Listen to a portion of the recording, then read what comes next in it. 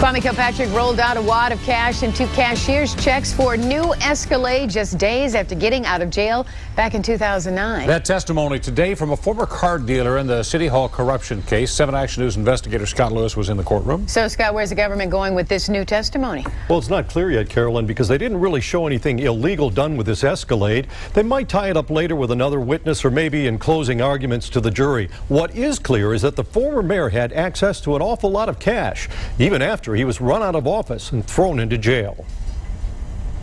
On the stand today, Doug Dalgleish, general manager of Dalgleish Cadillac, until the dealership was shut down by the GM bankruptcy.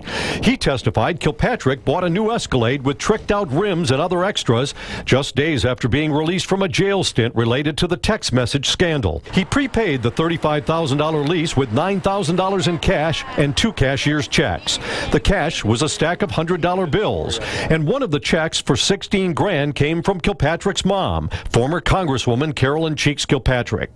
Prosecutors have suggested throughout the trial that Kilpatrick had access to a lot of cash, more than you'd expect for a guy with a mayor's salary. But Kilpatrick's attorney, Jim Thomas, pointed out that Kilpatrick had just landed a good-paying job with CompuWare when he prepaid the Caddy lease.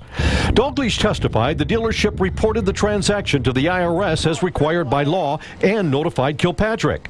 On cross-examination, Dalgleish said Kilpatrick never complained about the IRS reporting, and he said it's not unusual for people to prepay a car lease, which cuts interest costs. There's also a box on the IRS form that can be checked if the transaction appears to be suspicious. Dalgleish said he did not check the box.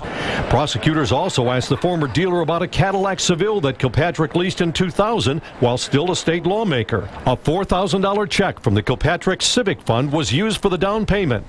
That fund was supposed to be used to help kids and for voter education. Prosecutors claim the ex-mayor used it as a personal piggy bank. The $4,000 check from the Civic Fund was signed by Kilpatrick's former mistress, Christine Beatty. The prosecution's star witness, James Rosendahl, finished his testimony today, and the prosecution is expected to wrap up as early as next week. And then the defense gets its shot at the jury, and it'll be interesting to see what they come back with. And you know they're going to have a lot, Scott. I bet they will. Yes, indeed. Thank you so much.